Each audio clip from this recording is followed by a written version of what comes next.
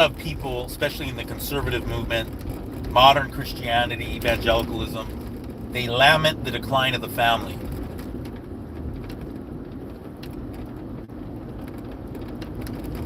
The problem, though, is they don't understand the root causes of all this. Because in conservatism,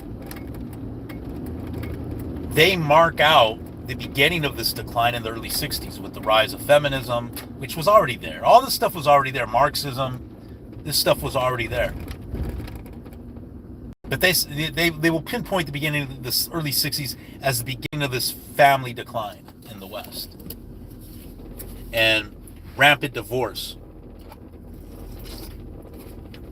But in reading Julius Evola,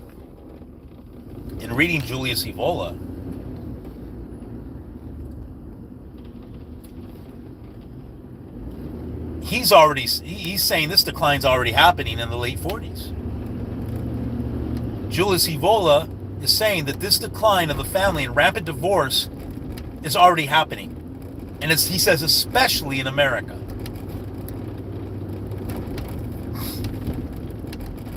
See, the problem with the conservative movement is largely reactionary.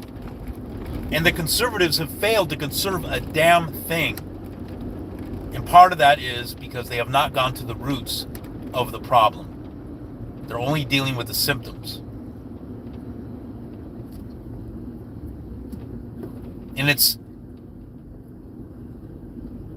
the conservative worldview is a failure. The conservative worldview has contributed to this decline of the family. Why? Because they've not addressed the root issues. And the root issues are a lack of transcendence and spirituality in the family, and the father not being regarded as the Lord and the sovereign of his family. Right? The father is not being regarded as the Lord and the sovereign of his family.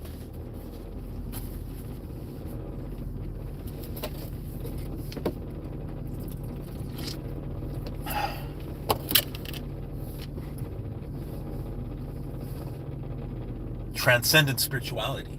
Evola says that the modern man, and he's talking about the late 40s, has already been reduced to a money-making machine.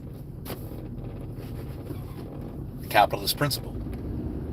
He's a money-making machine. That's his value. His ability to make money. That's carnal. That's materialism. That's exactly what Christ taught against, wasn't it? Christ said, don't become that man that serves mammon. But yet, that's modern man, late 40s, has already been reduced to a money-making machine.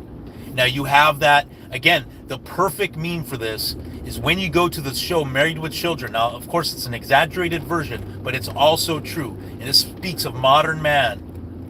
When I say the modern man, I'm talking about the modern father that is with his family, that's supporting them financially.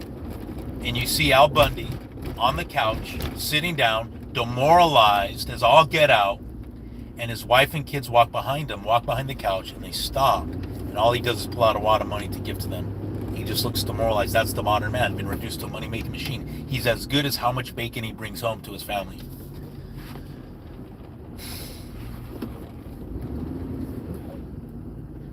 And he lacks transcendence. He lacks spirituality. It's just egoism, the self-interest of his family, providing them material things, where Jesus says your life does not consist in your material possessions.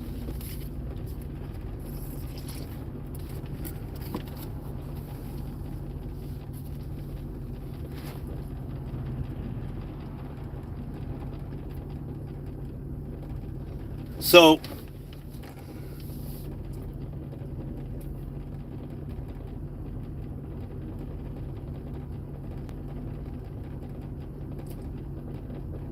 even in the late 40s, Julius Evola says that women were already en masse in the workforce. So not only do you have the father away from his family as a money-making machine corporate slave already in the late 40s, you have the wife now. The difference is the wife's not required to support her family financially because she's a strong, independent woman. She gets to spend her money on all her gifts, all the stuff she wants. The husband's required to support the family. They've both been reduced to corporate slaves. The husband, the money-making machine. The woman, the fierce, independent boss babe. escaping the slavery of the home and being a mother and being a wife, and now enslaved to a man that could give two rats about her.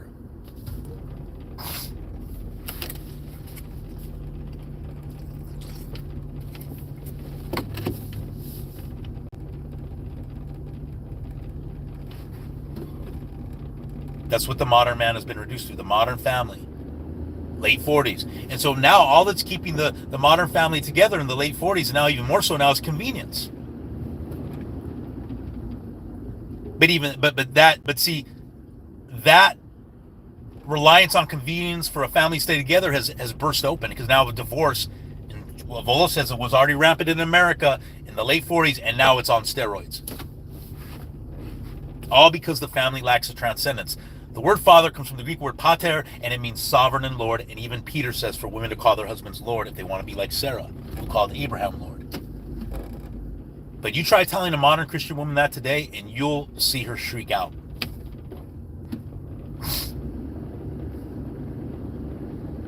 And what keeps the ultimate glue that will keep a family together is a spiritual transcendence.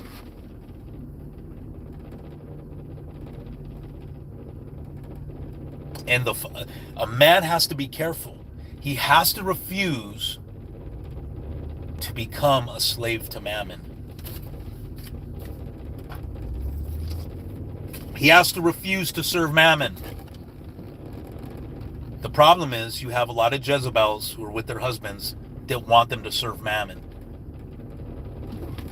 And the man has to be strong enough to resist that.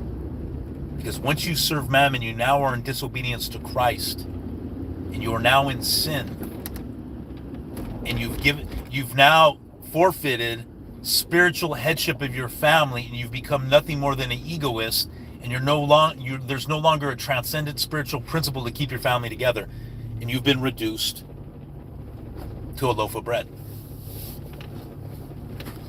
to a money-making machine.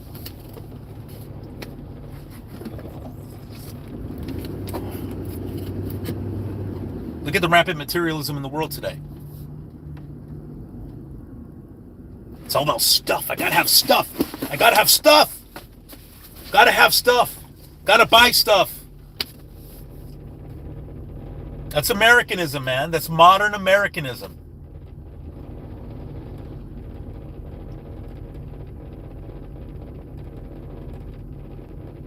And it's been spread all over the West.